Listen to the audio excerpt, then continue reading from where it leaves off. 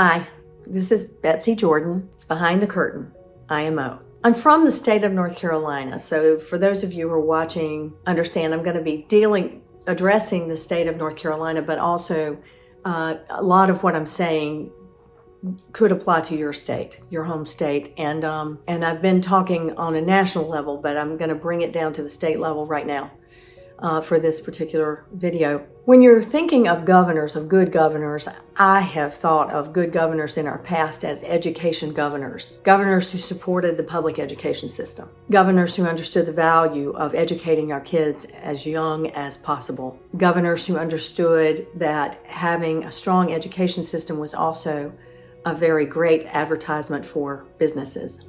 There has been a movement afoot, at least in North Carolina, and after seeing Project 2025, I see that it is a movement that is nationwide to dismantle the public education system. That is such a mistake. That is such a mistake, because when you have a viable, vibrant public education system, you have the fabric of keeping communities together, of having crime, be lowered, of having a populace that strengthens a nation, and a nation that's competitive in the world. So I've been just heartsick about this, that there are people who really do not see the value in it, in public education.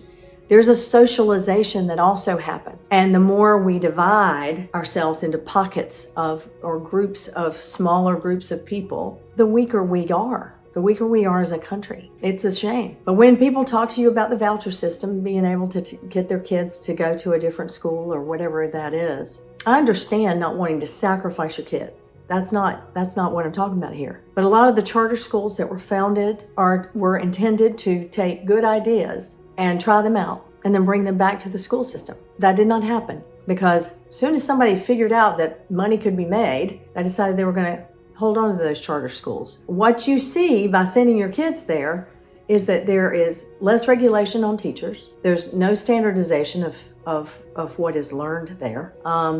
You have a situation where there is absolutely no guardrails. And so you can't really tell, are our kids getting a good education? Are they? Are they getting what they need? Now, I understand you want to make sure that your kids have a good foundation. So, nobody's saying don't advocate for your kids. But I'm saying that the way they're going about dismantling this is wrong. And I'm going to say something that's going to sound really, really cynical. But this shooting in schools, my theory, and it's a conspiracy theory, is that there are folks within the gun lobby who want you to be afraid. They want you to be afraid to send your kids to school. And so some of this is fomented. They want you to buy guns because they want you to want to protect yourselves. It's that very same group of people who are advocates for less regulation on gun purchases and less accountability from gun store owners. And listen, it damages sports hunting in our country too, the whole reputation of people who are hunters that way. I couldn't vote for an amendment for sports hunting because it would have been a direct conflict of interest because of where I'm from, and the fact that, we sell hunting licenses. So I understand, people wanting to keep their guns. I understand people wanting to protect their families.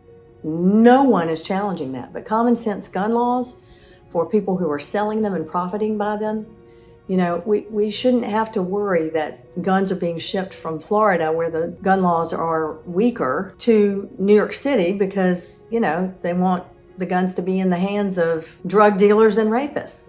I mean, that is well known. That is a fact. That it is all behind the curtain, a political act, and the kids and their families get lost in the equation. So no one should have to worry that they're going to drop their kids off at school and their kid's going to get shot dead.